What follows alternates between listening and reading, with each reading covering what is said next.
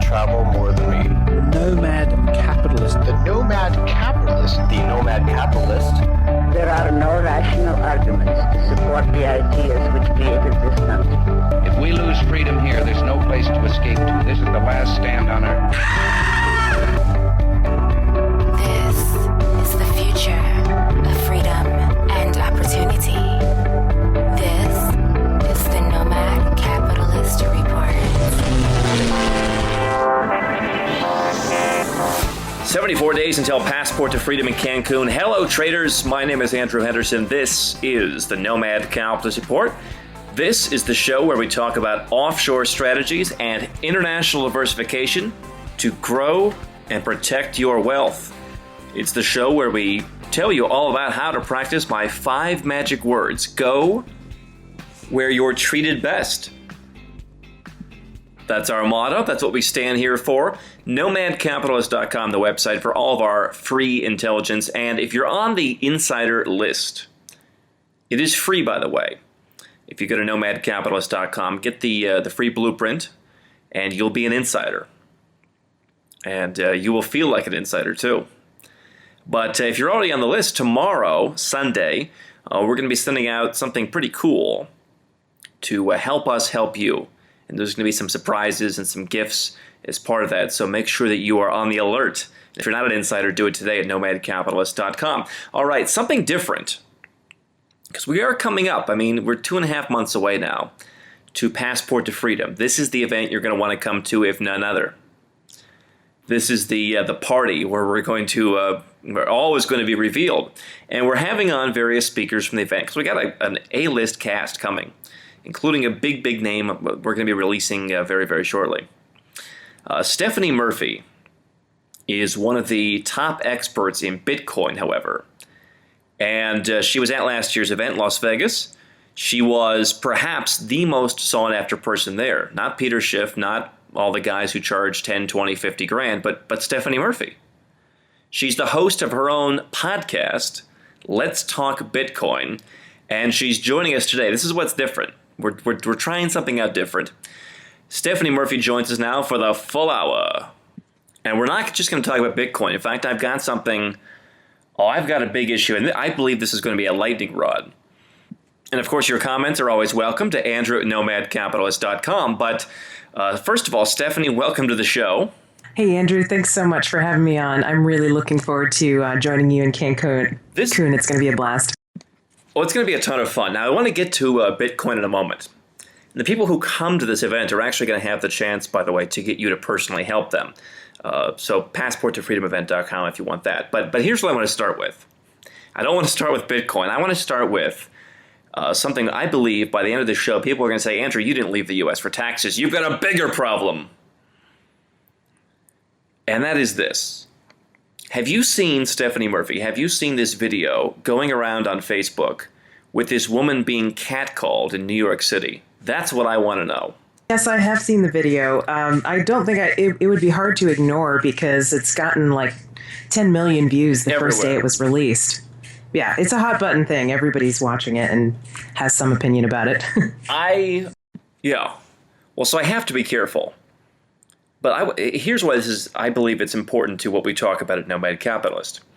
You know, there are so many reasons why someone might not want to live in the United States. High taxes, high regulation, hard to start a business. You don't get respected very well by government. Your capital's not respected. All kinds of things we talk about. But add this to the list. And I'm sure I'm going to be called a gigantic a-hole by some for saying this. But this is not a misogynistic comment. This is men and women in the United States love to feel like victims. This is a growing problem, Stephanie, where people, they thrive on being victims, whether it's going around and filming themselves, dealing with this alleged harassment, as if there's no bigger problem out there, as if, please, people dying, Ebola, that's not the problem. This is the problem. I say add this to the list of reasons you don't want to live there.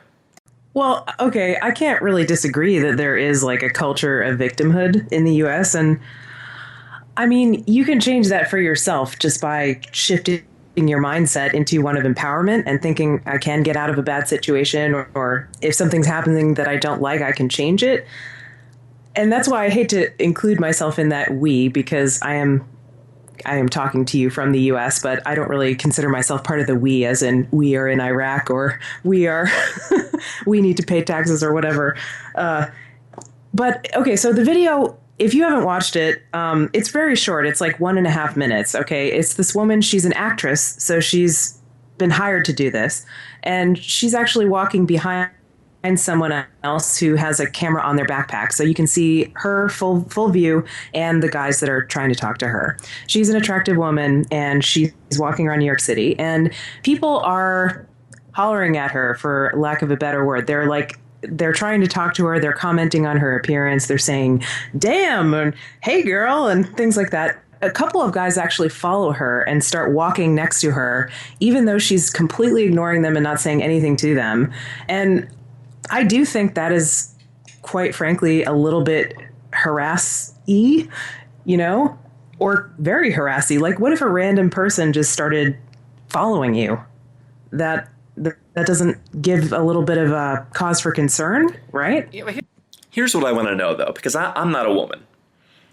I live in Asia. I spend a lot of time in emerging markets where there's just, it seems to me, a better dynamic. You walk up to people, you talk to them, men, women, whatever. I was in Serbia last year. You'd walk up to anyone, beautiful men, beautiful women. Well, wait a second. But very attractive people, but very approachable. And I just have to ask myself, like, first of all, this is New York City. This is being staged, first of all, for some, propaganda event. If it is happening in New York City, and I don't doubt that it is, I don't doubt that some of this stuff is bad and it is happening. But is this happening everywhere to the magnitude that they want you to believe? And if it is, a lot of these people love the government. Why don't they call their friends in the police? Where are the police to help them? Well, I don't know much about the organization, but nowhere in the video did I see anything about passing any laws or calling the police. It seemed to me like they just wanted to start a conversation about it. If people because there is no law. If people are actually... I understand that, but if you are in favor of lots of laws and someone is stalking you, which is not acceptable, then why don't you call the police? These people love laws, they love rules. Call the law enforcement to enforce those rules and get it addressed. Well, unfortunately, I wouldn't really trust that the police would do anything about it to protect you. But many of them do. Many of them do protect you, or many people do call the police? These people, they all love big government. They all like the government to come in and be their savior. If the government's their savior, then they should use the rules and laws on the books from their beloved government and use government agents to come in and save them from people who, yes, some of them are engaging in bad behavior. Many of them are just, trying to have a conversation.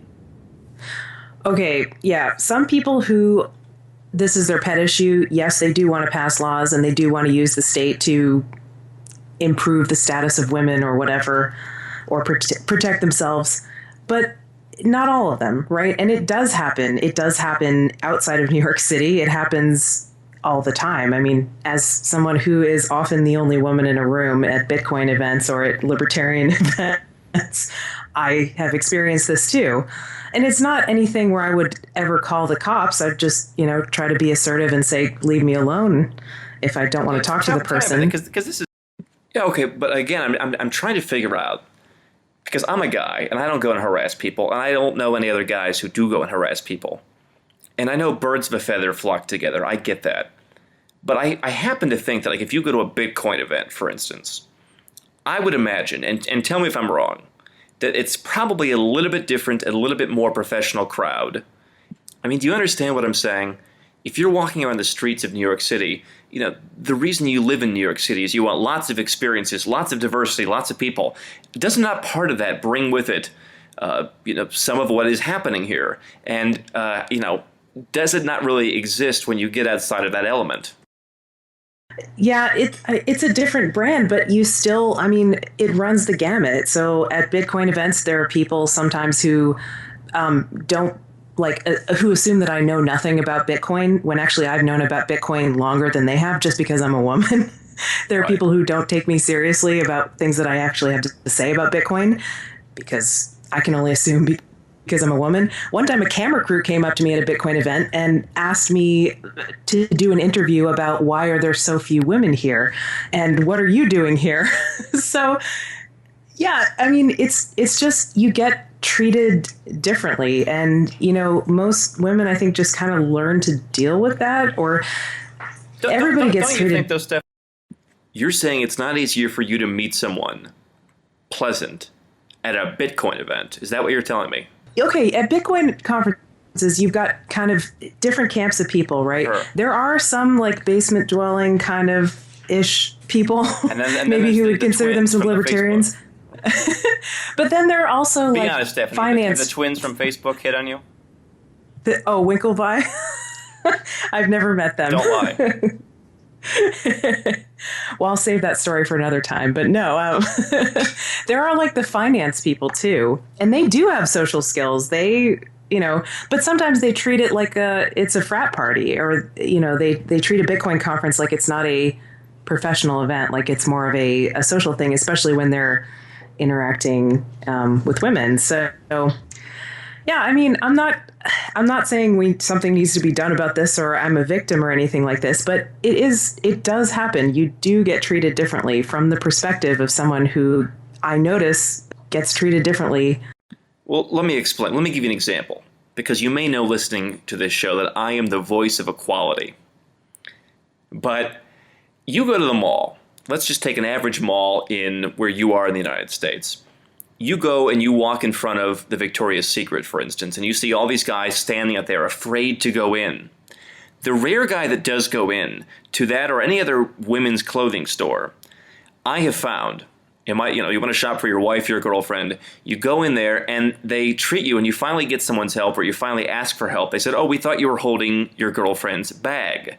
I mean, okay, so that's not being catcalled, but aren't there examples of discrimination everywhere where people make assumptions and people treat others poorly based on those kind of judgments? Yeah, I mean, I think really the solution to this is just realizing that other human beings are human beings just like you, right? And having a little bit of compassion for them and empathy. And that goes both ways. It's not just men that need to have more compassion for women or whatever. It's everybody needs to have more compassion for everybody. Yeah, perhaps some of those guys who are talking to women on the street are just lonely and they want to get a date or whatever. But perhaps the woman who's walking down the street just wants to be left alone. It doesn't need the state. You don't need the state to intervene in this, right? It's just a human connection thing at the end of the day. And that's really all we need to do. I think the problem really comes in, like with the gender wars, is when, people feel like people are kind of being pitted against one another, and maybe one side wants to use the government to entrench their position. And can't we all just get along? Like, we're all human beings. Come on, this is really silly. Well, here's what I do know. And we're going to get to Bitcoin. We're going to come back and talk about Bitcoin. I get approached. I walk around, whether I'm here in Kuala Lumpur, whether I'm traveling around Asia, what have you. I was in Taipei for New Year's, and there were these Americans who came up to me and said, "Hey, will you take our picture?" And at first I'm like, "Oh, I'm not used to hearing English. I'm in Taipei. I'm talking to people from other places." And then I'm like, "Yeah, you know what? Like, my reaction is to project the same reaction back on them. It's like, do I want to help these people who come up with an entitled attitude? Probably because they're tired of people having an entitled attitude with them. Do I want to, have people who come up and demand that I take their picture?" And my answer is no. Now, is that petty? Perhaps. But what makes me any different from women who want to be left alone on the street? You're right. It comes down to a gender war. I'm not allowed to reject people who come up to me. If you do it in certain situations, you are a jerk. But if you are walking around and you're tired of being approached by men, then you're completely entitled. And yes, you are completely entitled, but so are the rest of us. Yeah, I mean, I don't think you owed those people to take their picture, especially if you're going somewhere. You don't even need a reason. Maybe you just didn't want to, right? Yeah, I don't know. I mean, sometimes I see this reaction when, like, a woman's walking down the street, a guy sees her and, "Ooh, nice, look at those tits," or whatever, right? And John, make a note of that. Go ahead, Stephanie. She walks by and she ignores him. And then he's like, "Oh, what a bitch. Like, just a minute ago, she had something you wanted and there was an infinitesimal chance of you getting it. And then now you're all butthurt when she says no." All right, we got to move on to Bitcoin. Stephanie Murphy is with us, and she's going to be a passport to freedom.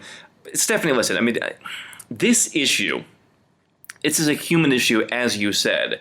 It's not man, it's not woman. It's the same thing as when, and believe me, I don't have any experience with this. It's the same thing that when a man breaks up with a woman, suddenly the woman says, you're poorly endowed, you're a horrible lover. Now listen, that doesn't happen to me because they say so long before it ends in a breakup, but that's beside the point. No, wait, what are you talking? No one ever says you're poorly endowed. This podcast just went X-rated, didn't it? No, but Stephanie, this is not a gender issue. This is, listen, it goes both ways. I'm just saying, the whole victimhood train, I can't take it anymore. If you're tired of it, this plays into what we talk about here, because if you're tired of this, then you need to go to a place where this doesn't happen. And believe me, the level of victimhood on the streets is nowhere near here what it is where you're living if you're in the United States. Yeah, sure. It goes both ways. All right, I've had it took us full of the whole thing. Nomadcapitalist.com for the free insider information, and passporttofreedomevent.com, where 74 days from now, the lovely Stephanie Murphy will be taking the stage and answering your Bitcoin questions, sharing drinks with you, those drinks with little umbrellas in them, margaritas on the beach. She will be amidst all of us in Cancun. Well, not you if you're not going to be there, which is why you need to get on board. Stephanie Murphy will be there in Cancun. We'll talk to her. We will get to Bitcoin when we continue, right here on the Nomad Capitalist Report. The Woodstock of Offshore. Join us for Passport to Freedom in Cancun, January 2015. Reserve your seat at passporttofreedomevent.com. No, man. Stephanie Murphy's with us for the full hour. We get down to business, and we may even have some cute Stephanie Murphy drops next.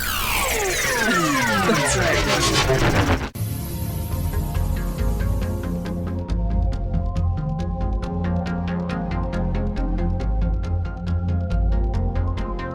It's the Nomad Capitalist Report, nomadcapitalist.com. We're talking with Stephanie Murphy. She's the host of our very own podcast, and we're going to be talking to her about Bitcoin. Of course, the podcast, Let's Talk Bitcoin. See how she did that. We're going to get right into it now. We were making some, remarks off the air, which we should leave them off the air, I guess. Stephanie, welcome back. Here's what I want to get into now with Bitcoin. One of the freakiest trends to me, and you can, here it is, right from the headlines. Ex-SEC chair is saying, we have to regulate Bitcoin. If we don't, if there is not enough compliance, the whole thing will fall apart. How many times have we heard this song before? Oh, too many times to count. And we've seen this movie before. We know how it ends. It's just, if anyone thinks we need regulation on Bitcoin, and that includes the Bitcoin companies who are kind of posturing themselves and saying, oh yeah, we're banks, regulate us as though we're banks, which is just going to neuter and kill all the innovation and all the important things about Bitcoin, like the ability to use it without asking anyone's permission, and to have complete control over your own funds, and to be able to send money cross-border anywhere in the world, and to send money instantly without paying very high fees. All of those things are going to be gone if we think of Bitcoin as a bank, which it's not. I think Bitcoin can really take a lesson from Skype, which we're using to record this podcast right now. Andrew, you're halfway across the planet. We've got a pretty good connection, and we're literally on opposite sides of the planet right now. Skype actually, in the early days, people were trying to say, well, you're a phone company, so you need to be regulated as though you're a phone company. And the government wanted to put all these restrictions on them. You got to pay a tax. You got to offer emergency 911 services at no charge. And you got to offer the people to make free 911 calls, and yada, yada, down the list. And Skype just said, look, we're not a phone company. We are something completely new and different. And they got away with it. And they didn't get regulated as though they were a phone company, which would have killed them. And that's why we have Skype today, and we're able to do this podcast. So I think Bitcoin companies can really take a lesson from that and not call themselves banks, because they're not banks. Obviously, the service will suffer. I just was talking earlier to one of our bankers in Hong Kong, and let me tell you, the bloom is off the rose in Hong Kong. HSBC has to be, without a doubt, the world's most god-awful, atrocious bank. And you're right. When you look at, now obviously there's some great offshore banks, and that's what we're going to be talking about as well at Passport to Freedom, but there are some bad ones where Isn't HSBC the one who laundered millions, billions of dollars for drug cartels in Mexico? Well, they've done it all, but you know, if you wind up with a bad offshore bank, I mean, you have to be aware of what the good ones are, and that's why people come to Nomad Capitalist. And you know, we kind of got stuck with one of our situations into HSBC, which used to be good, and it's just kind of slowly declining to the point where it's just not worth dealing with anymore. But you know, that's the advantage of Bitcoin, is you don't have to call up some banker, and it's not even that it's a bad bank per se. It's a matter of just calling up people who are robots and can't answer a yes or no question. Is my wire transfer completed? Yes or no? They can't tell you. So that's the benefit of Bitcoin. It's all and not only that, away. but your wire transfer is going to take 3 to 5 days, and oh yeah, it might be there on Tuesday, or you may have to wait till next week. Yeah, that is in an age where you can send an email to anywhere in the world and have it arrive within a few seconds without asking anyone's permission. That is unacceptable. So yeah, Bitcoin really removes all of those barriers. You don't have to worry about your retirement account being confiscated from you if you have it sitting in a bank somewhere, which the government, you know, I expect you've covered this before, Andrew, but I expect Western governments are going to start doing that here in fairly short order, is just kind of yanking money from people's savings accounts and IRAs and 401ks and things like that. That's why they want you to have your money in their system, is so if they ever want to, they can take it or revoke your permission to access it. There was just that story in the news where the IRS took some odd $40,000 from some lady who had a cash-only restaurant because they said she was depositing her money in the bank in weird patterns that were under $10,000 to avoid reporting requirements. And she was never charged with any crime. They just basically stole her money. Well, and then there's of course, the weird patterns might just happen to coincide with the amount of burritos they're selling at the Mexican restaurant. Yeah. I mean, but here's the interesting thing that's happening is, other Bitcoin news. Some of the gambling websites are not going to accept U.S. customers anymore. I mean, really, talk about the blue I being thought off the that road. Started years ago. I thought that was already going on. Oh, absolutely. Coinapult and all these different gambling sites and all these companies are saying, we don't want anyone with U.S. bank accounts, U.S. citizenship. I mean, it is, talk about the balloon being off the rose if you are a U.S. person. And you're absolutely right. I mean, look at what's happening with with this Treasury Department coming out and encouraging people, hey, we need to encourage people to put money in a 401k. When you start to study these things and realize, why does the government so much want me to put my money? Why does it matter to them? Because they want to do the same thing that happened in Ireland, that happened in Poland, that's happening in Hungary, all these countries where they have this untapped pool of assets because they realize easy money is allegedly over now. They realize that they're running out of solutions to fix their problem. Retirement accounts are the biggest honeypot that are left, and so you have to figure out what to do. We're going to cover that in Cancun, but here, Stephanie, let me just ask the question that I think is on everyone's mind when it comes to Bitcoin. Yeah, you are one of the top 10 people in the Bitcoin realm. Is that correct? Do I have that correct? I'm number one, baby. You're number one. No, I don't know. You're the number one. I don't know if I'm number one, but you're the number one I've known about prognosticator. I've known about Bitcoin for quite a while, and it's been a big part of my life since about 2011. So, we report, you decide. Do you call yourself the number one woman in Bitcoin? Do you go by that title?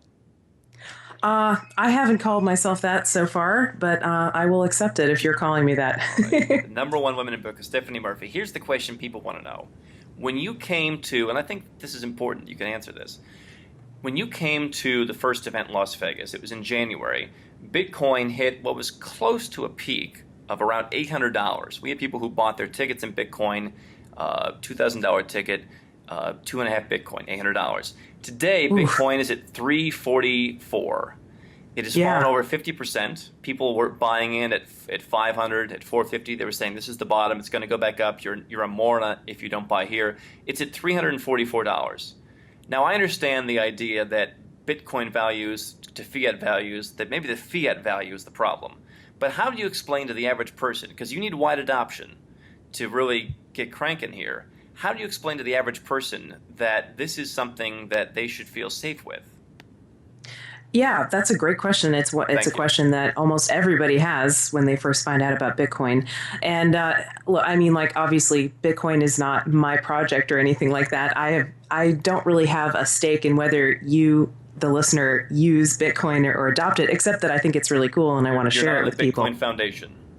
No, not the Bitcoin Foundation, not Satoshi Nakamoto, despite the rumors. Satoshi Nakamoto is the anonymous creator of Bitcoin.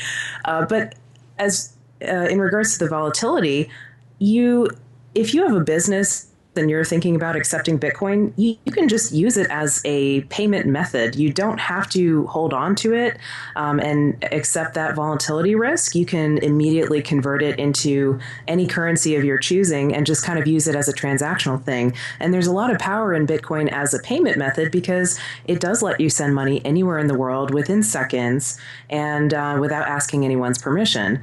Now, if you're converting it to fiats, there are some payment processors that you may need to sort of ask their permission.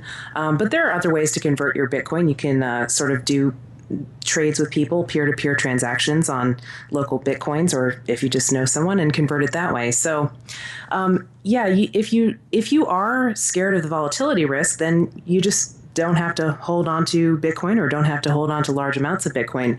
But there are some people who like to speculate on Bitcoin and think that it's going to go up from here, so they would like to sit on some amount of Bitcoin. And that's, of course, their choice to do as well. Or you can do what Steve Michaels did in coming to the conference, and you can book your flight on Bitcoin Airways. But to that point, though, Stephanie, I do agree that Bitcoin, it's kind of like these services online where it's like we do 7 things in one. If you're like an internet business owner, it's like we're the shopping cart, email service, retargeting. Like we do 19 things, but they do them all poorly. Do you think that Bitcoin is going to see growth in one of its areas because it's a payment processor, it's a currency, it's so many different things? What is the real growth prospect, or is it all of them? I think it's all of them as long as government doesn't get in the way. And really, I'm optimistic on that because it's impossible for government to get in the way. Like, yeah, the U.S. government could say, anyone who has Bitcoins is now a bank and they have to register with FinCEN and do all this stuff. Well, okay, you could move somewhere else. You could use Bitcoin surreptitiously in the U.S., do some civil disobedience, or, there are all these ways around it, or use a VPN. All these, big open secret here, Andrew. These Bitcoin games online, otherwise known as gambling sites, perhaps, but they're just games. You can visit those websites even if they block U.S. customers by using a VPN and making it look like your internet connection is coming from somewhere else. Not suggesting that anyone do anything illegal, of course, but you can do that, and I'm sure there are lots of people who do. So Bitcoin is one of those things where it's a Pandora's box. It's out of the box now, and it can't be put back in the box. It can't be stopped. So people are going to use it, and I really am optimistic about the prospects of being able to send money anywhere in the world with Bitcoin. It's not anonymous, as a lot of people think. A lot of people say, Bitcoin's anonymous. It's really not anonymous. Transactions are part of a public ledger. However, they're associated with Bitcoin addresses, which can be sort of pseudonymous. So, nobody has to know that you control a particular Bitcoin address that you're sending and receiving Bitcoins from. So they do offer the potential for a little bit more financial privacy. That's another thing that's exciting about Bitcoin. But to the idea, because here's one area where I think that some people in the stay and fight community, the we got to stay behind, the patriots, that they're a little bit off on this regard. And here's what it is. Because I think you're a rational person, so I'd like to hear your opinion on this. When you have the people who talk about gold and silver, I say, put it in a vault in Singapore. Go to nomadgold.com and get your gold, and they'll store it for you in Singapore. And they say, if you can't touch it, it's not yours. I'm going to bury it in my backyard. And I say, well, what if the government comes and they forcibly try and take your stuff? Of course these people say they're going to shoot the government agents. They're going to, it's going to be a war. Okay, sure. But beyond that, they're saying, well, how are they ever going to find it? And I say, well, they don't have to find it. What are you going to do with it? Are you going to try and use it to transact with merchants? They'll simply tell every merchant, don't accept gold, don't accept silver, it's against the law. And as we've seen with pretty much every other law government puts into force, pretty much every merchant's going to say, all right, they're going to hop right too. How does that apply with Bitcoin, where people can say, oh, we're not going to listen to the government? But if other people listen to the government, don't you think that could pose some problems? Yeah, I mean, it really just depends on how much people are willing to question the validity of those laws. You know, if you're gonna stay in the U.S., perhaps, and the U.S. Decides to ban Bitcoin, and all these merchants and exchanges start saying, well, we can't take Bitcoin unless we have your full name and social security number. That's already kind of happening with the exchanges, the major exchanges in the U.S., but people still use local Bitcoins to just transact Bitcoin and cash with their friends, and that really can't be stopped. And so the question is, at what point are people going to start to say, look, there's a war on cash. You know, they want to track all of our financial transactions. They want to tell us which money we can and can't use. And I'm sick of using these war dollars, so I want to use Bitcoin or gold or silver or whatever. Bitcoin's a lot more practical, I think, than precious metals for everyday transactions. And I'm just going to do it anyway. You know, are people gonna do that? Is it going to be like, you know, the speed limits, where the speed limits are technically laws, but everybody knows that you don't go 65 on the highway, you can go 75 and it's pretty much fine and you're not going to be endangering anyone, and everybody breaks that law, including the cops. So yeah, I just wonder if it would become like that. But the good news is with Bitcoin, you can take it anywhere in the world and you'd probably still be able to use it. So there you go. It's a truly global currency. You do have to get out. If you want your freedom intact, that is step numero uno here at Nomad Capitalist. All right, Stephanie Murphy, we're going to stick around with her. It's the full hour here with Stephanie Murphy. We're trying something new here, the Nomad Capitalist Report. And as always, happy to hear your questions, your complaints, your gripes, your rants and raves. Andrew at nomadcapitalist.com. It's my name, Andrew at nomadcapitalist.com. We'll continue.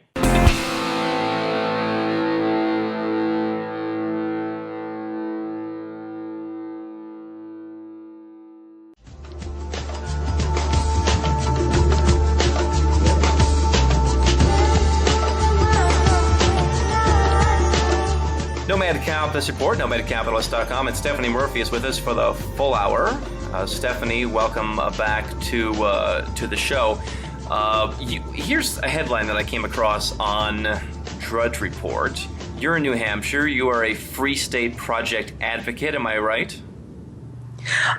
I don't know if I'd call myself an advocate. I do live in New Hampshire because 8 years ago I moved here for the Free State Project, but I think you should live wherever works best for you. If you would have been under my tutelage 8 years ago, you would not be living in New Hampshire. I can assure you that. You would be. I think I'm a little older than you, Andrew, like by a couple of months, so you would be under my tutelage. I am seeking grasshoppers. But there was a headline on Drudge that 71% of new jobs in New Hampshire are going to the foreign-born. And this is what constantly amazes me. And I've been in this camp before because I lived in Arizona and I worked in the talk radio industry, in the cesspool that is talk radio. And I still wake up in cold sweats to this day. But back in the day, back before the economy got trashed and the U.S. descended into chaos, the biggest issue in places like Arizona was, oh, the Mexicans are coming and taking our jobs. And I kind of bought into that for a while until I realized, yeah, you know, if you want to be a free marketeer, you should have true free markets. You shouldn't say, let's just cordon off this area, we'll call it the United States, and the rest of you can't come here because we want unfree markets. What is this issue? What is this xenophobia that is going all around, even in New Hampshire now, about the foreign-born, not even foreign citizens, but the foreign-born? They come to this country and they take our jobs. Their children take our jobs. It's so silly. I mean, if you wanted to take it to its logical conclusion, then why don't we all just weave our own shirts out of cotton that we grow in our backyard? I mean, like, division of labor is what makes the I think some of the Free State Projects people are doing that, aren't they? I thought that was the big draw. Well, I'm not doing it. Some people maybe do farming and stuff, but it's not exactly what I want to do. But the great thing is you can do anything you want in New Hampshire. What was that? Yeah, and there's a big election. Oh, anyway. Go ahead, please. No, hold on. I have more comments about this immigrant thing. Oh, please, go ahead. So I really think it's just either it's thinly veiled xenophobia, like people just don't like others from other countries because that's them and this is us and we Americans and we're part of this big collective and them over there are not part of our group, so ugh, we hate them. It's just this us versus them thing, or it's just a fear that they're going to lose their own security. You know, like we're told growing up, and now I just use the we, Americans are told growing up from a very young age. U.S. persons, actually. Okay, there we go. Well, I mean, maybe this applies to like all kind of Westerners, I suppose, but like there's this meme out there in culture of like, you need to have job security, right? Like it's very important to always have work to do so that you will continue to get paid and earn money. But really, if you're thinking like an entrepreneur instead of an employee, you want to actually make yourself redundant. Like you would be thinking, please take my job, make me available to do other things and think of new ideas to grow my business instead of being tied up by doing this job. I don't want job security. I want my job to be constantly changing because my business is always shifting and growing. So I think it's really that employee mindset, or maybe just bigotry. We're going to have Natalie Sisson on the show next week. She's a location independent entrepreneur, and she wrote last year because she was putting out this product on how to basically create money from anywhere, how to live wherever you want and live freely.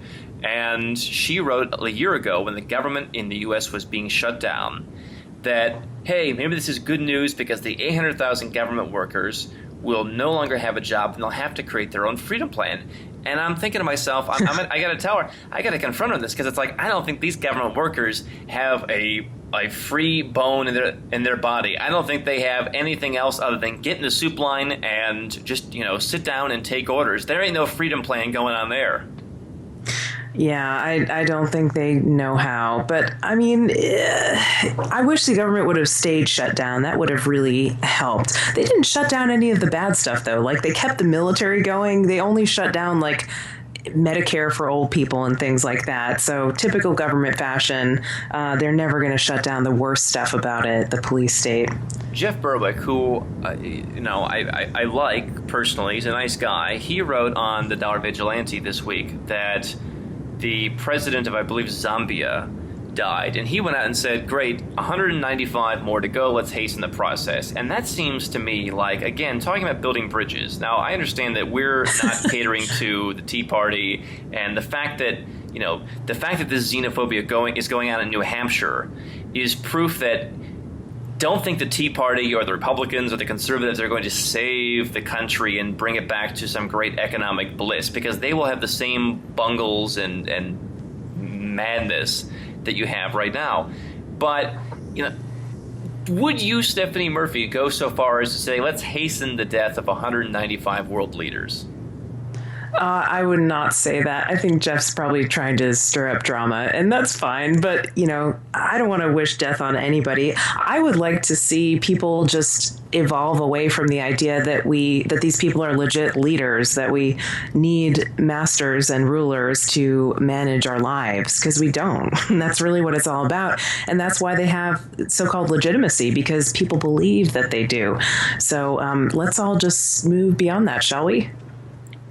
When you tell people, and I know you're not a big wear it on your sleeve kind of person when it comes to anarchy, but when you tell people that you are an anarchist, what is the reception that a female anarchist is getting these days? Is that like but you're so thing? Nice.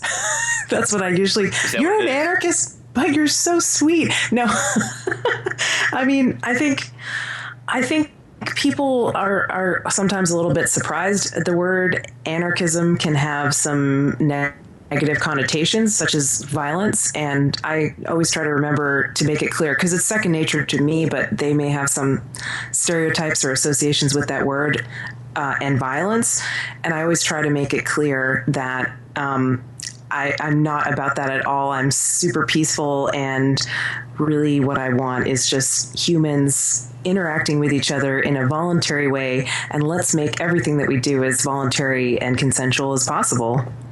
All right. We're just throwing down the gauntlet. Stephanie Murphy is the host of the Let's Talk Bitcoin podcast. When you were growing up, though, Stephanie, did you ever think that you would ever rise to such heights that you would have your own podcast? In fact, yes, I did. I remember when I got to the age of maybe 15 or 16 where adults around me were starting to ask, well, what do you want to be when you grow up? I replied that I wanted to be a radio host or perhaps an actor.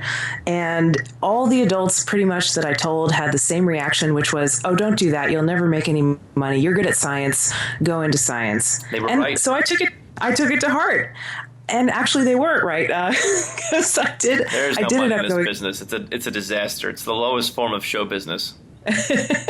Well, I did actually go into science, and I have a PhD in biochemistry. In fact, also went to medical school for 2 years, but due to the crumbling of the medical system and just the enormous amount of personal stress and personal horror that goes on when you try to become a physician, I left that program, so I did not become a physician. And then I started my own business as a voice actor. So I ended up back where I started. And that actually, voice acting, it has been great. One of these days, I'm just going to get my hands on you.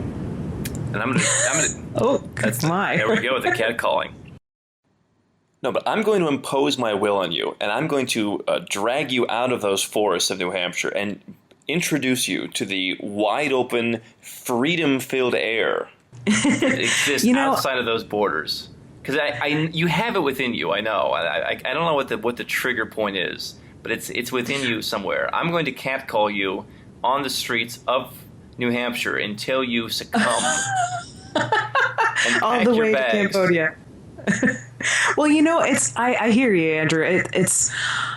I do like it in New Hampshire, but again, I'm not really married to staying here or anything. But it's just that I've been dealing with a lot the last couple of years, and until just over a year and a half ago, I was still in graduate school. And so I was kind of like tied down geographically. And so now that I've started my own business, I have more options, but I just haven't gotten there yet. I feel like it's going to be a little bit of a multi-year process to kind of figure out exactly where I want to be. No, there's no process. Stephanie Murphy, Let's Talk process. Bitcoin. You just pack a suitcase and you get on a plane and you go. Is that right? Listen, that's all there is to do. Passport to freedom in Cancun. Just stay in Cancun. I mean, you walk into Mexico and you ask them, how long can I stay here? And they say, we don't care. Please, what do you think this is? The United States? You just stay there. You'll be fine. You're on the beach. You can see Stephanie Murphy on the beach. She'll be swimming. She'll be frolicking in the ocean. She'll be hobnobbing by the pool. And you can just see don't it all. say anything about my appearance. Just don't comment. Don't say, "Hey, girl." Don't say, "Damn." Don't comment on her, on anything about her. Don't do it. Don't bring her any gifts on the beach. No. Maintain none-like silence. Passport to freedomevent.com and check out Let's Talk Bitcoin with Stephanie Murphy. Stephanie, always a pleasure. Thank you so much, Andrew. Now, there's been a lot happening in the last week or two, and we've been reporting on this. I've been putting out a bunch of alerts, actually, to our Nomad Society members, warning them of this. There are banks offshore that are now continuing to shut down their doors to U.S. persons. One in New Zealand that we recently put out the word to our members about no longer takes any U.S. citizens. And this is one that's been promoted in the offshore circles that anyone can join, but no more. Meanwhile, there are banks in some of these offshore jurisdictions that are having problems. So if you want to get an offshore bank account, if you want to find the right offshore bank, if you truly want to protect your money, you need some guidance. That's, of course, what the Nomad Society is about, and it's what we're going to be talking about at Passport to Freedom. So we hope to see you there, because there's going to be so much you can learn to make sure you're doing this stuff the right way. Have us help you build your blueprint the right way from square one. We'll see you next week.